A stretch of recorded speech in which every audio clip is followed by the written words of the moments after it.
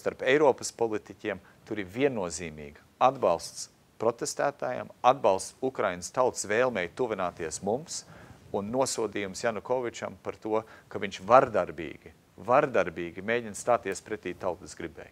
Bet tā ir zaudēta cīņa. Tikai vai viņš zaudēs ar godu, vai viņš zaudēs ar masveida asinīm, tas visi viņa rokās. Varu saredzēt, ka Amerikas Savienotās valstis kopā ar Eiropas Savienību, varbūt vēl citas valstis, gribētu ieviest ekonomiskas sankcijas pret Ukrainas valdību, lai viņus spiest rīkoties nevardarbīgi.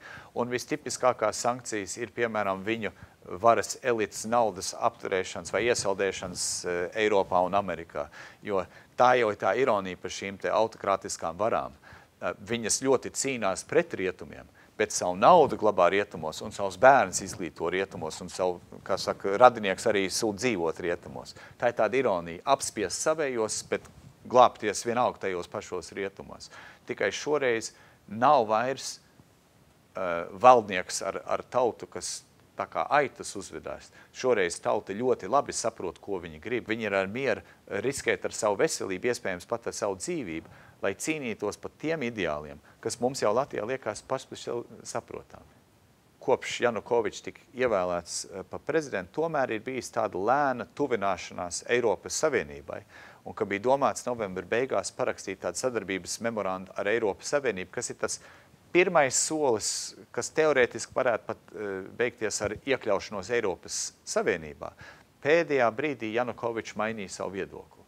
Un, ja mēs skatāmies, kāpēc viņš mainīja viedokli, jo novembra sākumā Krievija sāk atkal skrūvēt ar gāzes cenām. Ukraina šobrīd maksā krietni dārgāk par Latviju, dārgāk par visu pārējo Eiropu, kaut kad viņi turpatās vien ir, un viņi pat ir tranzīta valsts. Kā var gāze, kas iet Ukrainai cauri, būt krietni lētāk nekā pašai Ukrainai?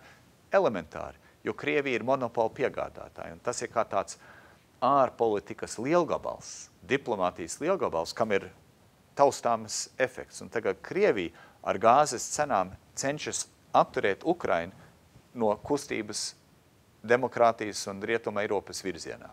Un tas arī liek mums aizdomāties. Ja Krievija var šādā veidā izmantot gāzi, lai spiest Ukrainu, vai viņi nevarētu to pašu darīt mums? Man īsā atbilde ir, viņa varētu.